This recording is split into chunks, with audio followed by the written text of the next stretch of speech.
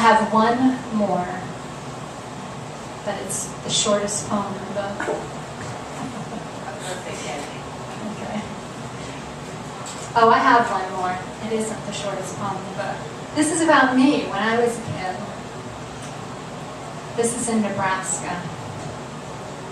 Tutu and cowboy boots.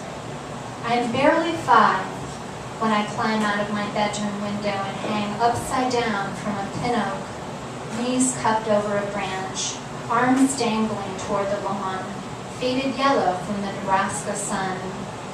Muted morning light hovers like haze and rises toward its perch. I wear a cream silk shift, my tutu, and cowboy boots, tan leather with turquoise medallions at the ankles, and nothing else. Dawn shines on me like a spotlight exposed. Neighborhood boys gather, gawk. My father, usually an easygoing man who rarely strays from cool, bursts outside in his boxer shorts and nails my window shut. All right, I have one more. So I feel like this is anticlimactic after my nephew's poem. But this is an interesting poetry collection because there's all these sweet things, but then there's, you know, a little bit about Charlie Starkweather, who played football with my father. So it's not the typical, you know, trees and birds poetry collection, but I think I've read enough. Now I can't find Carol? it. Yes? Can I just say that Do you have a request? the part of my blurb that was cut included a reference to Charlie Starkweather? I know. I'm sorry. I just, you know, my dad is like an important businessman. It's a highlight. And I thought people would say, what kind of family is this? That her father played football with Charlie Starkweather. But that's what happens when you come from the Midwest. You know, there's all sorts of people out there. Cowboys and, you know, my grandfather told us we were, you know, Indians. It's a complicated history there, family myth. We had Charlie Starkweather. And lo and behold, my friend Elizabeth, who's here, had a birthday party this summer, chatting with a very nice friend of hers, whose friend was Eliza Ward and wrote a novel about being one of Charlie Starkweather's victims. And my parents actually knew the Wards. Did you? Yeah, you know the Wards. I mean, the Wards lived near Granny. Yeah, the Wards lived near my father when he was growing up. So I guess I'm not the only one with stories like that. And I haven't read the book, but I'm very intrigued to read her book. Eliza Ward, right? Yeah. Oh, right? Am I right? No. Aaron Kyle,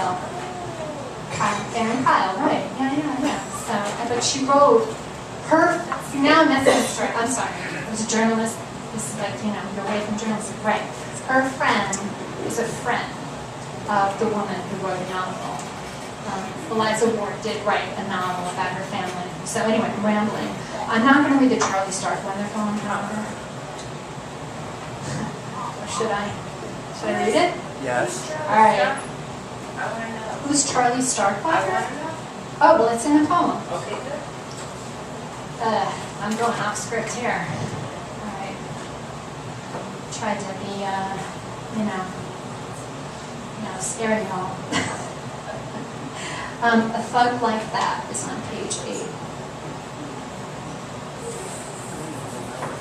I don't even really know if this is a poem. I heard Maxine Kumin read about 2 years ago, and she's a Pulitzer Prize winning, super accomplished poet, you know, who actually has an agent for her poetry.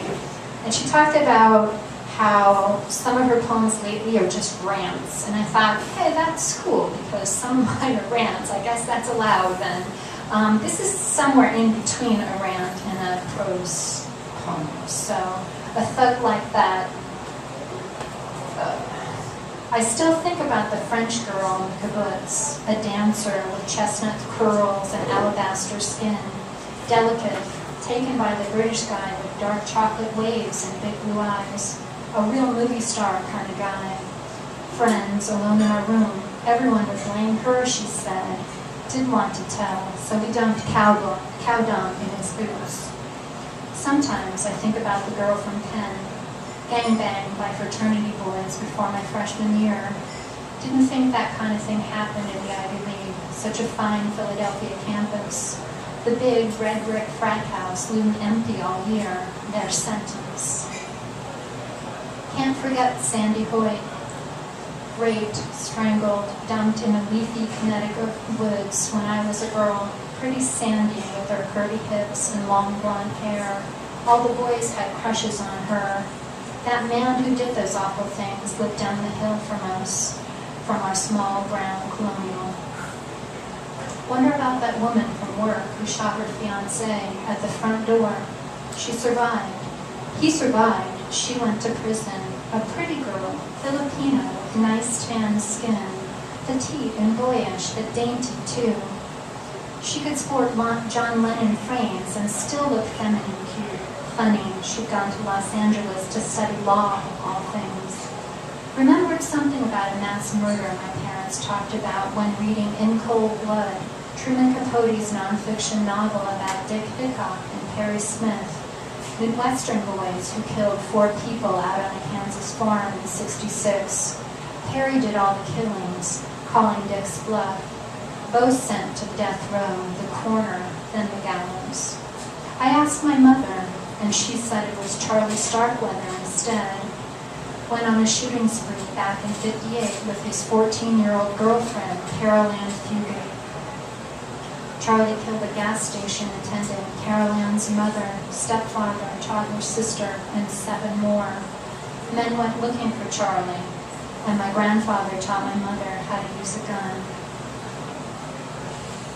Charlie got the electric chair, and his girlfriend, Carol Ann, got life and parole in '76.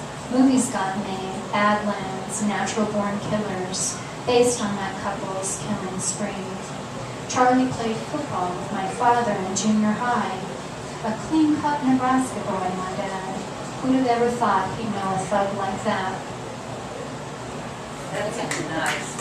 Okay, that's because they weren't friends, and I don't friends. They just kind of put that there. Well, good. Thank you so much for coming. This was great.